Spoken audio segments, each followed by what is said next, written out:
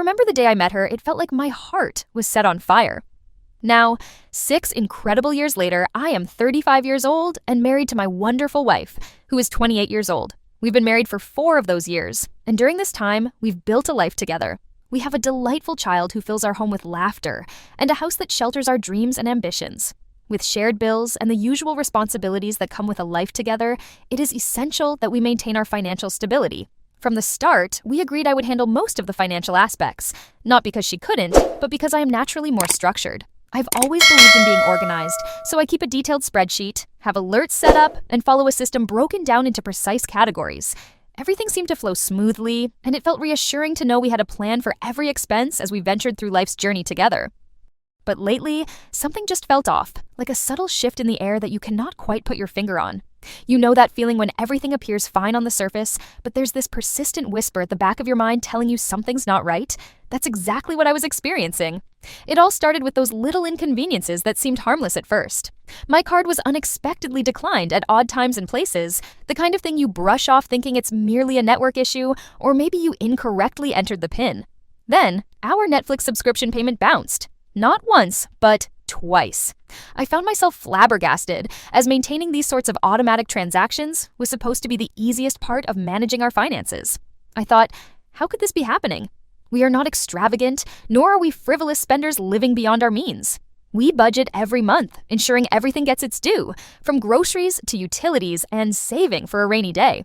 We're not rolling in riches, but I am diligent about ensuring we're not on the verge of financial collapse either. I decided to check my bank app, a move I seldom made with any sense of urgency since everything had been running so smoothly for years. As the app loaded, a knot tightened in my stomach with each passing second. When the account details popped up, my heart sank. There it was, staring at me in black and white. Random withdrawals that I could not explain.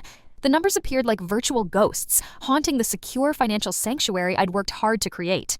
$3,000 here, $7,000 there, and in some instances, money disappearing multiple times a week. Yet, I had received no explanations, no texts, no casual, "Hey, I'm taking out some cash, is that okay?" Just radio silence. Panic set in, colliding with a sense of betrayal and confusion.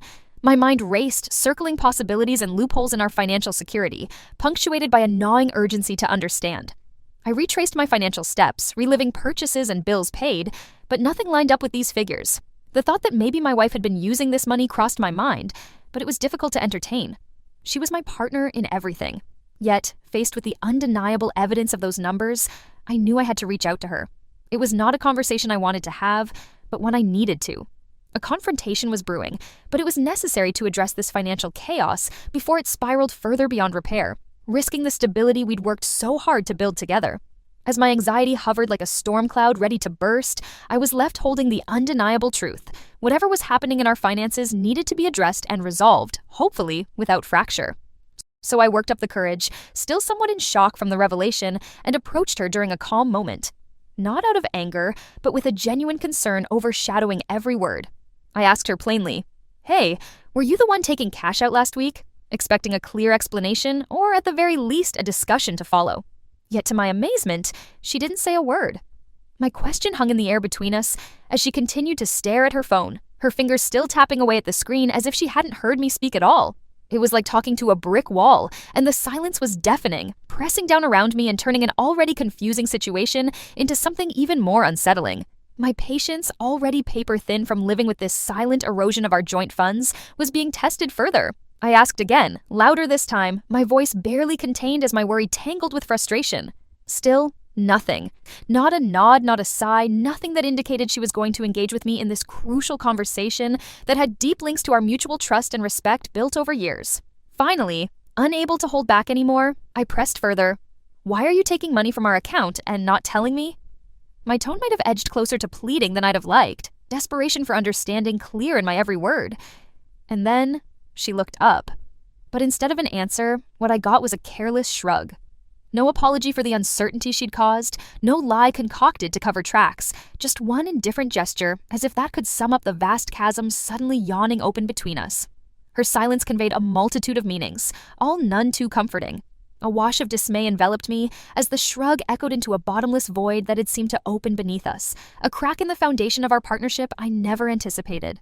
It was a moment I never imagined with someone I'd committed to sharing a life and a family with. I stood there, My mind scrambled to piece together what her silence meant, and what hidden scripts were suddenly dictating this bizarre, unspoken exchange. In that pregnant silence, where my hopes collided with a silent stonewall, I was left feeling adrift amidst the chaos of questions unanswered and a desperation fruitlessly seeking some kind of resolution. And I knew, somehow, this was just beginning.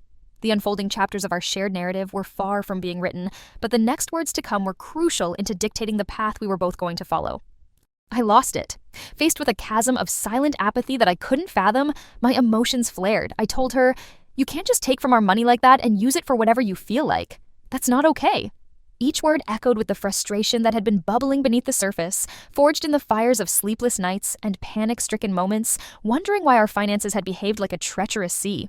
Her reply, coming with a calm so serene it felt like a slap, was simply, "It's our money, right? So why do I need to ask?" Her words left me stunned, tumbling into a world of disbelief where respect for our mutual commitments seemed suddenly discarded. Did it mean our deeply held plans, the blueprints for dreams we shared, were nothing more than flimsy structures easily toppled when confronted with the winds of unilateral decisions? I stood there, grappling with the notion that my pleas for accountability appeared invisible in her eyes. It wasn't about permissions, my mind screamed. It was about teamwork, trust, and the bond that held more weight than the piles of bills and banknotes ever could. We were supposed to navigate life's unpredictable currents together. Yet here I was, feeling the sharp edges of uncertainty cutting deeper with every random withdrawal. She walked away mid-argument, each step peeling away layers of understanding we'd laboriously built during our years together. Her disappearing silhouette left a trail of unresolved tensions suspended in the air, twisting and morphing into tangled vines of doubt that clung to me with every passing second. No words were exchanged for 2 days. Silence stretched between us like an unbridgeable expanse, daring me to find a path back across its breadth. I took refuge in the guest room, the unfamiliar surroundings bearing witness to my internal struggle. Each tick of the clock amplified my thoughts. Was I truly overreacting? Should I have softened my approach? Or maybe swallowed the outcry in favor of maintaining a facade of peace? But a voice within me whispered otherwise, insisting any silence on my part would implicitly sanction future actions that could lead us to ruin. If left unchecked, this pattern could unravel everything we'd fought and planned for, and I couldn't allow that oversight to hang like an albatross around our necks. Caught in this lingering twilight between love and obligation, my greatest fear was whether this shadow would permanently eclipse what had once shined so brightly between us. Yet, somehow, even in the swirling turmoil, a firm resolve had started to form, gently suggesting our story was far from over, carving new spaces for dialogue, for healing, and hopefully, for a future yet to be told. So here we were, trapped in a house filled with echoes of our conflict, while our child's laughter felt like the only anchor keeping us from drifting farther apart. I had called her out for secretly withdrawing from our bank account without saying anything, urging her not to use our shared resources for personal pursuits without discussion. But each day stretched on, like an insistent reminder of widening divides. Her silence was a loud presence in every room I walked through, casting shadows over our usual routines. Those few days felt like an eternity, filled with cold comforts that came from only one side of the bed being inhabited. Emotionally marooned, I couldn't shake off the notion that my concerns, genuine and valid, had somehow painted me as the villain in her eyes. Each glance she cast my way seemed to accuse rather than understand, transforming simple exchanges into murky waters of suspicion and blame. In those moments, every small interaction became a test of willpower, questioning if I was the one truly at fault or just a partner desperate to make sense of a breach I couldn't overlook. Would this rift mend or grow wider until it was an impassable chasm that neither of us could brave together?